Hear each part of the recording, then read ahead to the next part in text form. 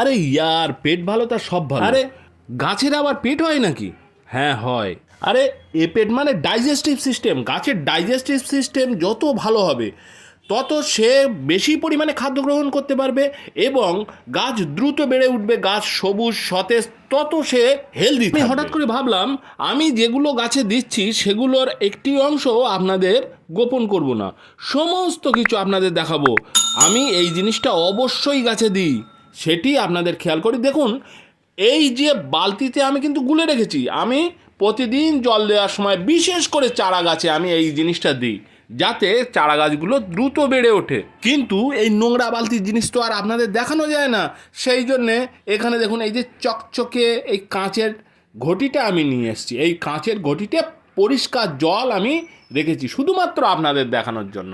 এই দেখুন, এখানে হিউমিক অ্যাসিড 85% আর ফলভিক অ্যাসিড, এই যে জিনিসটা, এই হিউমিক অ্যাসিড আর ফলভিক অ্যাসিড গাছের কিন্তু রুট ডেভেলপমেন্টের ক্ষেত্রে খুব প্রয়োজন। অল্প একটুখানি, মানে চা চামচের 1 চামচ এই 1 ঘটি জলে, তাই একটু যেন বেশি হয়ে গেল, বেশি হলে কোনো ক্ষতি নেই। আরে হ্যাঁ, এই দ্রবণটি আপনি সমস্ত চারা গাছে আপনি ব্যবহার করতে পারেন। এই দ্রবণটি চারা গাছে রুট ডেভেলপমেন্টের ক্ষেত্রে একেবারে আদর্শ। অতএব আপনাকে কোনো চিন্তা ছাড়াই আপনার চারা গাছ যত হেলদি হয়ে উঠবে তত আপনার ফুল তাড়াতাড়ি পাওয়ার সম্ভাবনা আছে।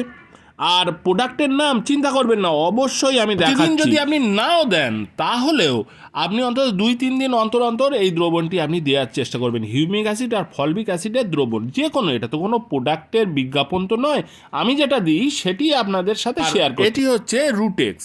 এই রুটেক্স, রুট মানে শিকড়কে তাড়াতাড়ি বৃদ্ধি ঘটাতে সাহায্য করে।